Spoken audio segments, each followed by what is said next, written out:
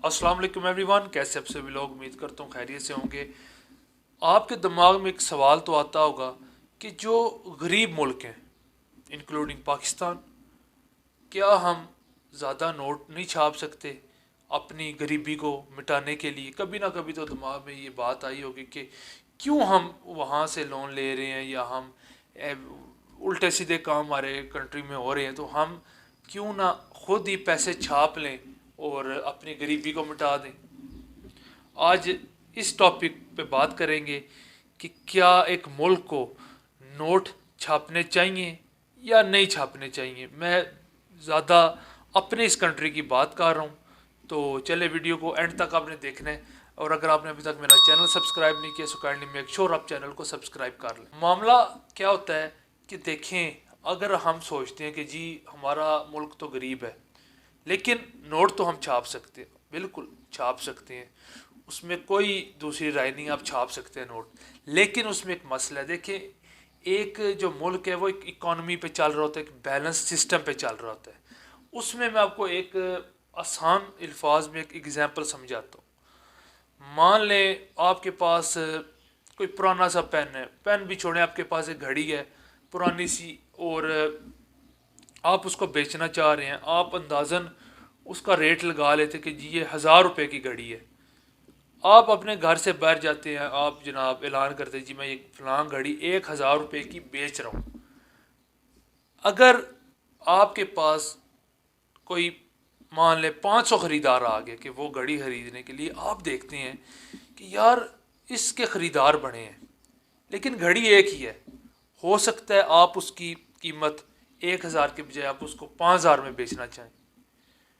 अच्छा, जब आप 5000 की बेचेंगे, हो सकता है जितने लोग आए थे वो कम होकर 100 लोग हो जाएं। मुझे उम्मीद है आपको कॉन्सेप्ट समझ आ रहा होगा मैं कहाँ पर बात को लेके जा रहा हूँ। सारी बात डिमांड एंड सप्लाई की आ रही है।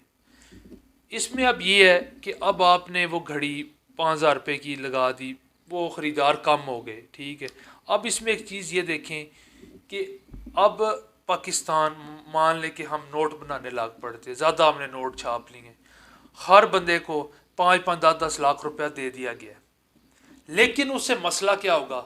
देखें, जो मुल्क की इकॉनमी है वो सर्विसेज और गुड्स पे चलती है कि आप कितने गुड्स बना रहे हैं, कितनी अशिया बना रहे हैं, कितनी सर्विसेज डिलीवर कर रहे हैं, और उससे आप कितनी पैसे कमा रहे हैं, आप वैल्यू दे रहे हैं, उसके ज़रिए आप नोट कमा रहे हैं।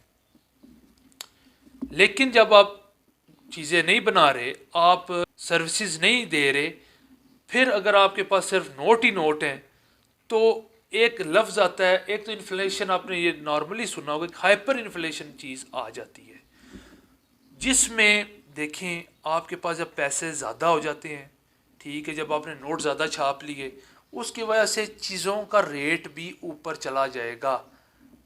इसमें मैं आपको एक मिसाल दूँ, अफ्रीका और जिम्बाब्वे ने यही काम किया था कि उन्होंने नोट छापने लाग पड़े थे।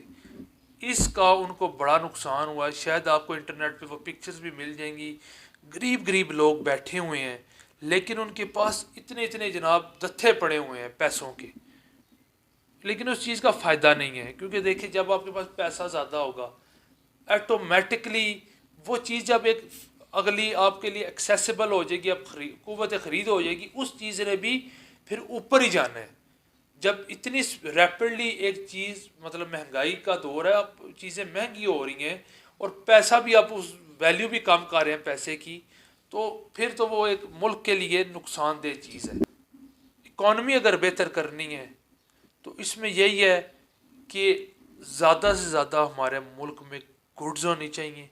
हमें हमारे पास कोई चीज़, कोई वैल्यूबल चीज़ होनी चाहिए जो हम बेचें। अच्छी हमारे पास सर्विसेज होनी चाहिए जो हम बेचें, ताकि इकॉनमी स्टेबल हो और अच्छी हो। इंडिया में अब आप देखें, इंडिया में गाड़ियों के हवाले से, mobile, internet, each and everything, they are ahead of अस।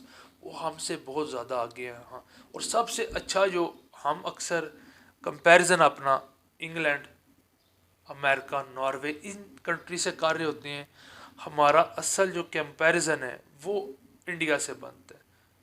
बड़ा रिलेटिव से कंपैरिजन हो जाता है। काफ़ी चीज़ें डिफरेंट है, लेकिन एक कंपैरिजन अगर आपने अच्छा कंपैरिजन करना है, India is a best country to, आप जिसके साथ कंपैरिजन अपना करें। हर चीज़ में आगे हैं, हर चीज़ में जनाब। वो मैं बताता हूँ, यूट्यूब चैनल्स में देख लें, 2000 से ज़्यादा यूट्यूब चैनल्स उनके पास हैं जिनके 1 मिलियन सब्सक्राइबर्स हैं। सीईओ उनके जनाब बड़ी बड़ी कंपनियों में बैठे हुए हैं, ठीक है। Why? Quality education, services deliver कर रहे हैं, और गुड्स सामान वो ऐसी ऐसी चीज़ें बना रहे हैं कि बताया जाता है कि 2030 में इंडिया अमेरिका और चाइना से भी आगे होगा। पाकिस्तान को भी चाहिए, हम लोगों को चाहिए कि हम इन चीज़ों पर गौर करें, सर्विसेज अपनी अच्छी करें, और साथ गुड्स बिजनेस इन चीज़ों का बढ़ाएं अपने मुल्क में। और अपनी एजुकेशन की क्वालिटी वो चले इंशाल्लाह किसी और वीडियो में, एजुकेशन की क्वालिटी, जुडिशल सिस्टम, अपना हेल्थ केयर सिस्टम, इस पर किसी और दिन इंशाल्लाह बात करेंगे। लेकिन मुझे उम्मीद है आपको समझ आ गई होगी कि पैसे छापना या ज़्यादा पैसे प्रिंट करना एक गरीब मुल्क के लिए अच्छा क्यों नहीं है। इंशाल्लाह नेक्स्ट वीडियो तक मिलते हैं, तब तक के लिए अल्लाह हाफिज़।